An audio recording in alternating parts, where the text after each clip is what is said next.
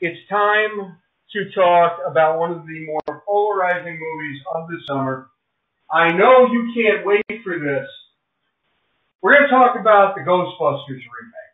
Now, I want to preface this. No. You will have your time. You will have your time, sir. All right. I want to preface this by saying that me and Mike worked together for about 9 months.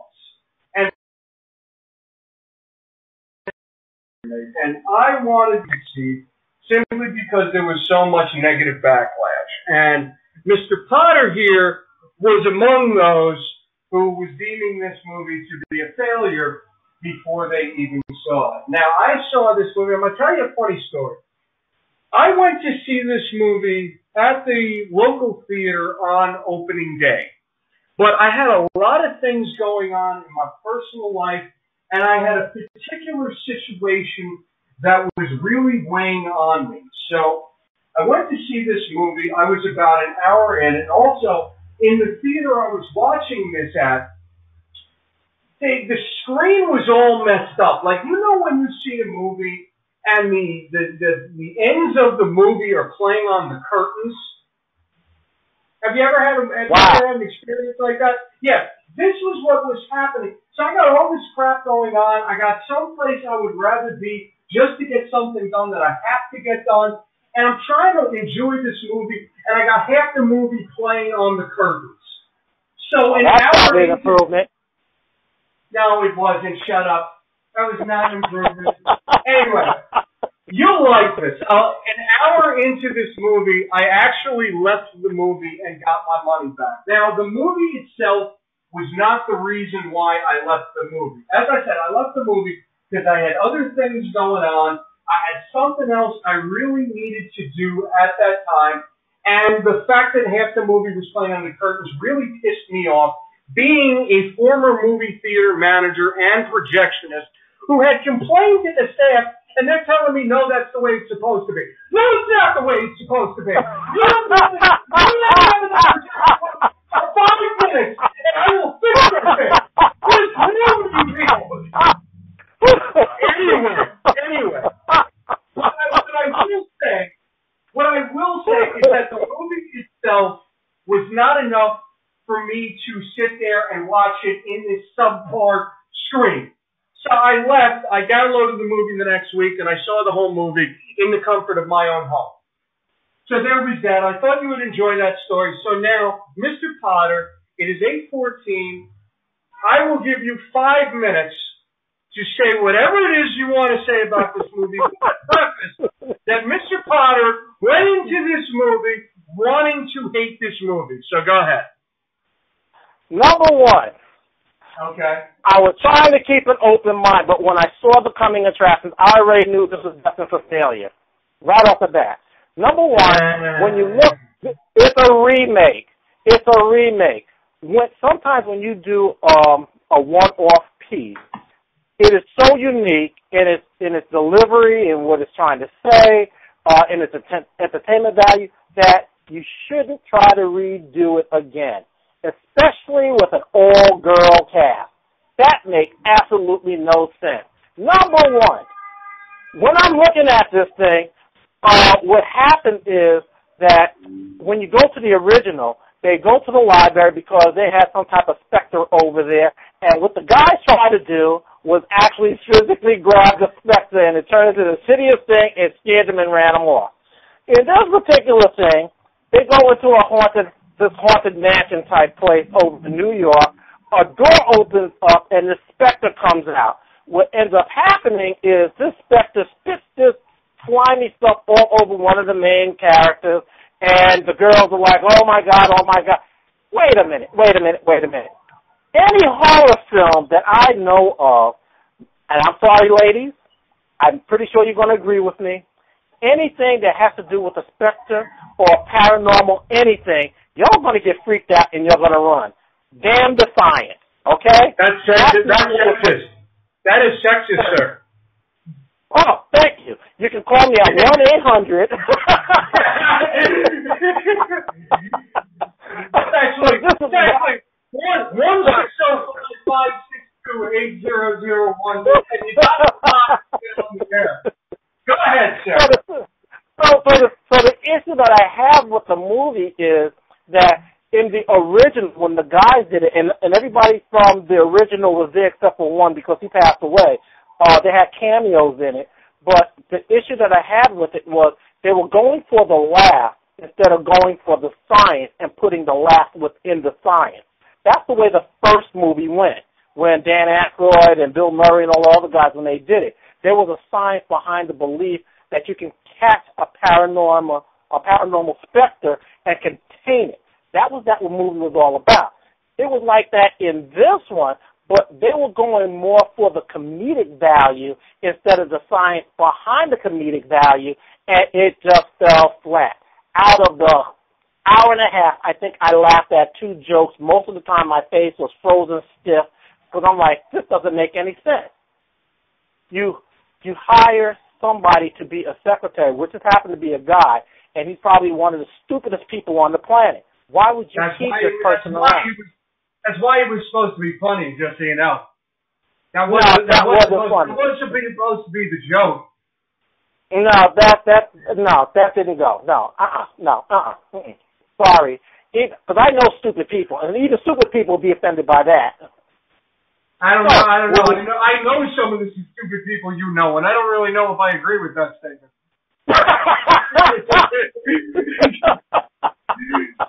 Well, I really didn't like the movie. I didn't like the premise. It just didn't fly. It just didn't fly. Even towards the climactic end, I felt that it was contrived, it was unbelievable, and I really didn't like the movie. I'm sorry. You got to understand, women, this is not an offense, but this is more of, I guess, a compliment to ladies, because ladies, you are very capable, but there are certain things that you're not physically able to do. Not saying that you can't do it, but you'll be able to do it with much difficulty. When we're dealing with paranormal stuff, number one, you're more sensitive to that than guys. So where a guy may have to use some type of device, for some reason, you women, y'all could use intuition. So when they were pulling out all of these magnetic devices and stuff, trying to find out where the specters were, I was scratching my head because usually if there is something negative, a negative entity around, women can actually sense that better than a machine.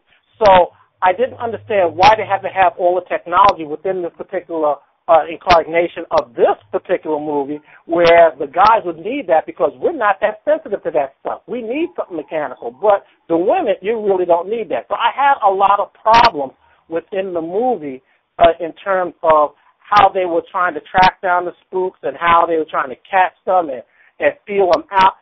I just had issues with it all the way around. It was not a good movie. If you left the movie because you said it was half on the curtain, you know, you can fess up later, you know, once you get off the air and say, well, you know what, Mike, you were actually right. I really didn't like the movie. I just had to download it just to make sure I didn't like it. So I want to, first of all, before I even get to that one, I just want to say, like, you started out with the last thing you said. You started out, and I was like, all right, you starting kind of sexist here, and then you ended by basically saying women don't need all that stuff because they have their own natural sense of ESP. And I don't agree with any of that. I don't agree with any of that. Actually, no, that is actually true. That is actually true. Because, I don't know, even look on channels, some of these little paranormal shows, check out some of the paranormal shows. Because when you see the guy and the girl there, a lot of times she'll make a statement saying, you know what, something doesn't feel right, or I feel a little bit cold, or there's something. But you don't necessarily hear that from the guy. So anybody out there that's listening over in the radio land, check out on TV, and I will verify that what I'm telling you is true. Check it out for yourself. All right. All right, fine. But anyway, I want you to know, if I really left the movie because I hated the movie, I would have said it right then and there. But that was not the reason I left the movie. Matter of fact, if I really hated what I saw, I wouldn't have downloaded it to see the last hour and a half that I missed. So just like that, I did not hate this movie.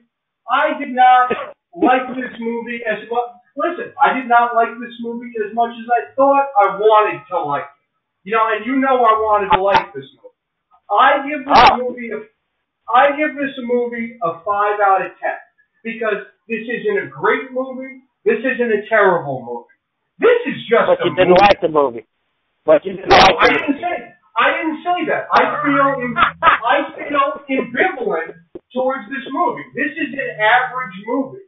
You know, if this movie wasn't called Ghostbusters and did what it did, everybody would just be looking at this as an average movie. But because it carries the Ghostbusters name, it's like you're obligated to feel one way or another about it. And I don't. I feel in the middle. It's like, it's all right. There were parts of this movie that I did actually like. Like, number one, I like the way that Leslie Jones came off in this movie, where you have the only African-American character, the only non-scientist character of the movie, who's basically the historian of the group, and the one who actually knows the city and is able to put certain things in context for the rest of them that they would not have without her.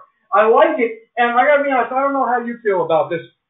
Leslie Jones took a lot of hate online from various groups who were doing a lot of hate speech and a lot of negative. They bombarded her Twitter account. She had to kind of take a break from Twitter and everything. And I didn't feel like any of that was called for at all. And if you know the way she responded to a lot of this, she's someone, I told you, I'm a big fan of watching her on Saturday Night Live. I like her a lot. To me, she's one of the funniest females on the planet right now. And I thought it was kind of disgusting the way a lot of people responded to her. And I thought she proved that she was a class act with the way she handled a lot of it. Do you know what I'm talking about with this? No, because I hate the movie. Okay, but let's move past that. Yeah, and I hated the movie. But let me tell you something about if she's getting a lot of hate mail and stuff. It could have been because of stereotypes. You know, the loud black woman. I think the point I was trying to make was, I don't really feel like she fed into those stereotypes in this movie. Like, definitely, she had her moments in this movie, but for the most part, that wasn't who that character was. You know what I mean? Yeah, I know, but one of the issues that I saw is that, you're looking at the stereotypical loudmouth black female, over-assertive, over-aggressive, very, very loud. And, that rubs some people the wrong way. And the reason why it rubs some people the wrong way is because there's actually people that's like that walking around. So yeah, but I thought. I'm sorry to cut you off. And from my particular group, we don't necessarily want to see that on the screen for comedy or anything else. It's like one of those things that you just want to hide that, and you want to present something positive. All right, that's fine, but listen, like I said, and this is just me, a 33-year-old white guy who's not going to pretend to know all those stereotypes and everything. I mean, I know some of them, but not all of them. I thought the way she was in that movie wasn't necessarily full-on angry, loud black lady. I thought the way she was complemented the other three perfectly. And I thought she made up for a lot of areas that they did not have. And that's how I looked at her character. So there's that. And other things I liked about this movie, because we're getting closer to 8:30 here, and I kind of want to move things along a little bit. Okay. I don't know if you saw the ending of this movie. I thought the cameos I thought were very well done. Ernie Hudson being Leslie Jones's uncle in the movie, I thought was very well done. And everything they the scenes they intercut in that credit montage thing they did, I thought were perfect. The way you saw them getting the firehouse as their new club base of operations, whatever you want to call it. A couple things. And let me ask you something. I don't know if you saw this, but right after that whole credit montage thing, there is a scene that basically alludes to the fact that they left the door open for a sequel, where you see Leslie Jones listening to the recording device. She turns over to everybody and goes, "Guys, what is Zool?" I like that. Yeah. What did you think about that? I thought that, well, once again, sequel. Depending upon how much money they make on this and how the people feel. Personally, I think they should stop here and just keep it moving. Well, I'll tell you what, I actually agree with you on that one. I don't think they should do a sequel anymore. Not because I did not like this movie, because I told you how I felt about this movie.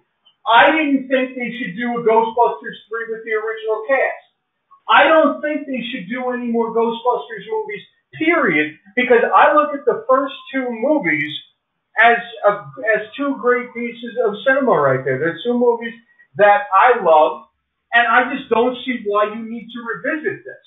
Now, here's an interesting question for you. You hate this movie, as you said. You have also told me that you hated Ghostbusters 2. Which one do you like better?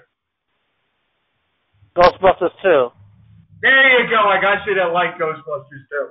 There you go. I feel well, that's a no-brainer. You just said you like Ghostbusters 2.